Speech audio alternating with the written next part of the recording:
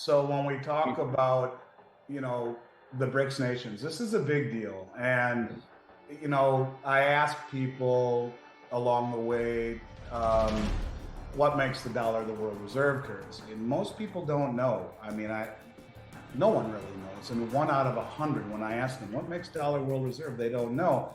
Now, prior to 1971, after World War II, the dollar was redeemable into gold. Now, picture I have behind me there with President Roosevelt and the executive gold order, the $20 gold coin and a $20 gold certificate.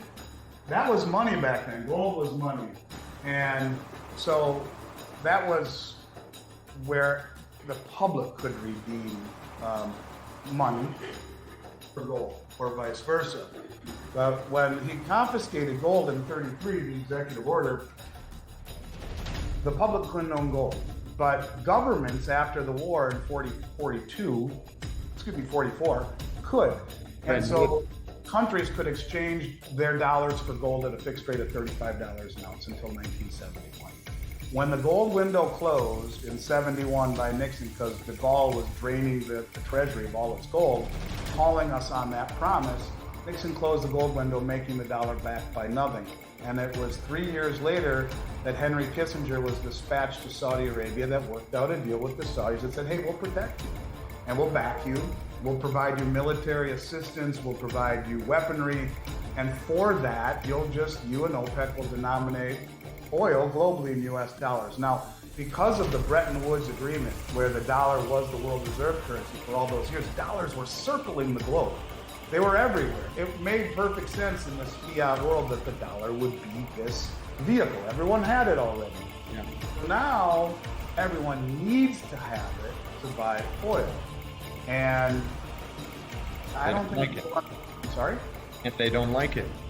Right. And I don't think people understand the significance of this, because the day we left Afghanistan, and there was no coincidence in this timing, where we left our servicemen and women behind enemy lines. We left the allies, the Afghan freedom fighters who trusted us. We turned our back on them, and it was horrible. I felt so bad. It was an embarrassing time as a patriot, as an American, to say that this is not how we treat our friends and our servicemen and women. And there's no coincidence that to that day is when Saudi Arabia and China and Russia started really having conversations. In fact, it was the next day that Saudi Arabia and Russia announced a joint military cooperation agreement. The same day they also did the same with Nigeria.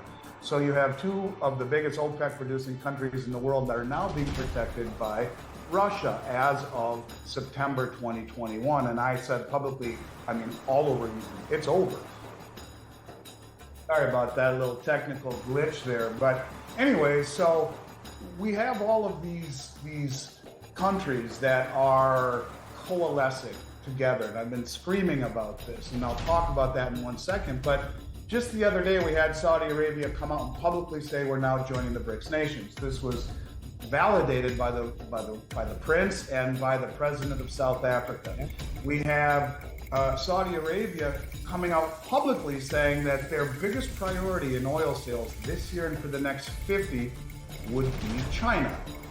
If people can't understand what is happening right out from underneath our feet, right in front of our eyes, we are seeing a global shift. Hopefully this works, guys. I apologize for that.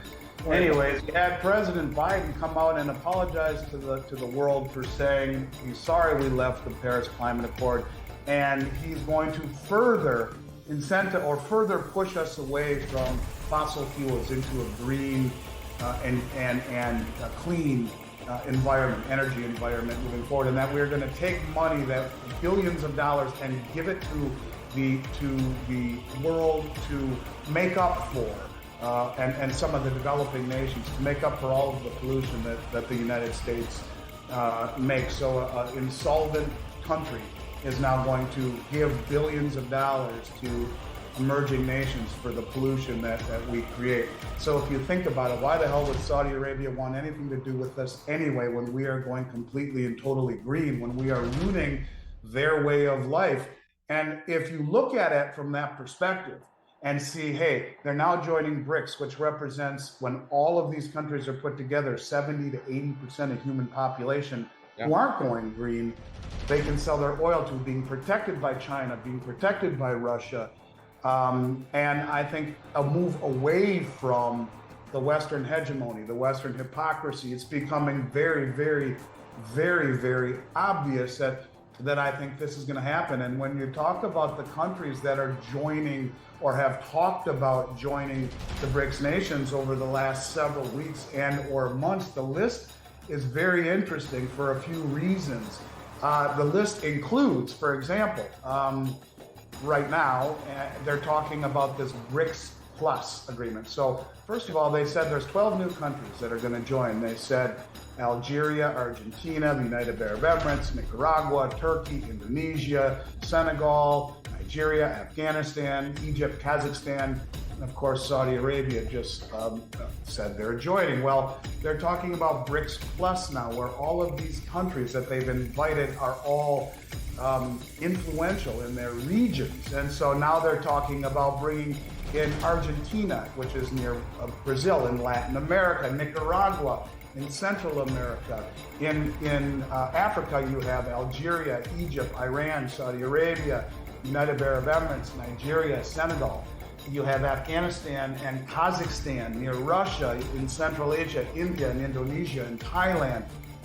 All of these countries are now going to be invited. And what's interesting about those countries, and I want to read a couple more, they said in the future, the potential candidates could be expected to later include Costa Rica, El Salvador, Guatemala, Honduras, Panama, Bolivia, Chile, Cuba, Ecuador, Peru, on and on and on. But here's what's interesting. Here's gold holdings as a percentage of the reserves for these countries. Venezuela, which has expressed interest in joining, 82% of their reserves are in gold. Uzbekistan, 65%, Kazakhstan, 53%, Bolivia, 55%, Belarus, 40%, Turkey, 29%, Kazakhstan, 29%. All of these countries who are going to join the BRICS, what have they been doing? Turkey has bought more gold over the first half of the year than any country in the world. Why? Gold is now tier 1 reserve. They are going to peg their currency to commodities. The Russian finance minister has publicly said that. They're going to challenge for world reserve. Why are they all accumulating gold? Because they all want an equal footing or equal seat at the table.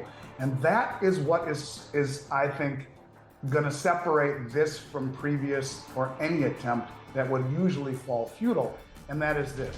They're all rallying against the weaponization of the dollar, the weaponization of SWIFT, the hypocrisy and the hegemony of the West.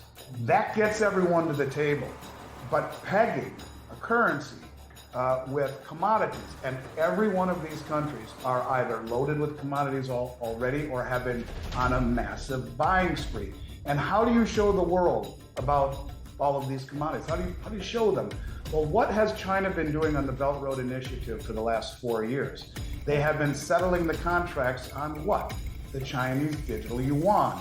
That digital yuan, which was rolled out for the public at the Winter Olympics and has settled billions, almost 20 plus billion in transactions, which I want to talk about in 1 second. Their new M-Bridge, which we'll talk about in a moment. But all of those contracts and all of this settlement has been a giant beta test for the Chinese digital yuan. So how can you show everyone the commodity pegging to the new worldwide currency that you want to challenge the dollar against as a reserve currency?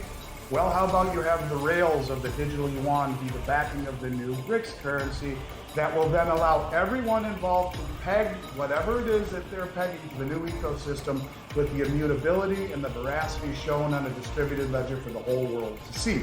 What better way to roll out a new central bank digital currency, which has been tested for the last 4 years? And just the other day, they completed a 1 month long trial of something that they call the M-Bridge. I don't know if you guys are familiar with the M-Bridge, but it was a 40-day trial using digital currency to settle cross-border transactions between Hong Kong, Thailand, and the United Arab Emirates. These are the three that developed it. And basically what it is it's a bridge that allows these central bank currencies to go back and forth instantly like that and usurp the SWIFT system. No American intermediate bank needed.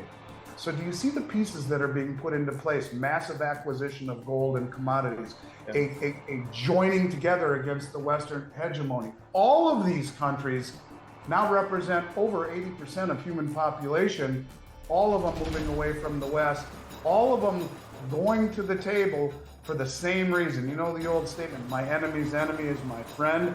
They may not love each other, but they hate the Western hegemony more. That gets them to the table. The pegging of commodities immutably to a distributed ledger technology to show the whole world gives everyone equal footing at the table. And I think it's just beginning. I think it is just beginning, and we haven't seen anything yet. And things are really speeding up, like this new Bridge trial.